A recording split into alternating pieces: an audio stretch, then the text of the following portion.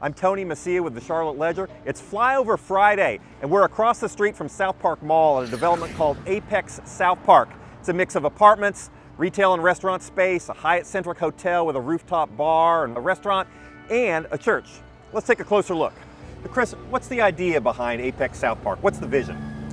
We saw an opportunity to take an iconic intersection and bring SouthPark into a new place of more of an urban feel to it, with bringing the buildings up to the right-of-way.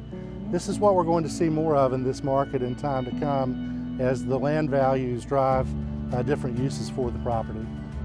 What are some of the design features of the development that you're proud of? We were able to, in a fairly compact site, incorporate state-of-the-art living experience along with obviously the shopping we're going to have, the hospitality use, and the church, because part of our vision that we agreed to with the church from the beginning was that they would be part of this redevelopment, and indeed I think we've executed a plan that brings them back front and center where they want to be. So when you drive by, it looks like the apartments are pretty much finished and you're going to start renting those later this year. What's the market like for apartment rentals in SouthPark? We have opened our leasing office for the Element Apartments at Apex SouthPark, and we're very pleased with the activity. It was amazing. Even during the early parts of the project, we were receiving inquiries. I believe people are excited about the opportunity to live above commercial space. And once again, I think the scale of the project is very inviting, and SouthPark is becoming much more of a pedestrian experience.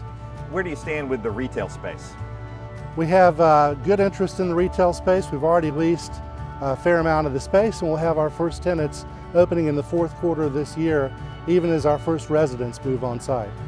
There's a lot of activity in the SouthPark area nowadays. There's just been a 15-story apartment tower approved over on Fairview. You got the Colony across the street. There are a bunch of other projects going on. You got the Loop coming through here, pedestrian walkway around SouthPark. Why is this area redeveloping, and why are there so many projects here? Folks are starting to realize the magic of SouthPark really is beyond its traditional role as being a premier retail destination in the Southeast, and beyond the fact that over 30,000 people work here within a mile of where we're standing every day. We're going to appreciate more the scale of SouthPark and the fact that you don't necessarily have to have an automobile to move around SouthPark, and I believe that's part of the attraction. And so just looking ahead, what's this area going to be like looking 5 years ahead? It's going to be exciting. First, we have the commitment that the city and the stakeholders here have made to the Loop, which really gives this area an opportunity to be linked together with a multi-use path that is different than just about any other place in the city. And we're going to see land values drive redevelopment. There will be more density, but I think what we're going to learn as a city is that density isn't necessarily a bad thing if it's responsibly developed, and if we continue to create and protect the amenities like Symphony Park, which will be part of the redevelopment here in time to come.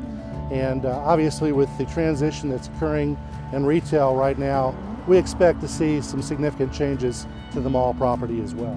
SouthPark is driven by the fact that it's a 15-minute drive to uptown Charlotte.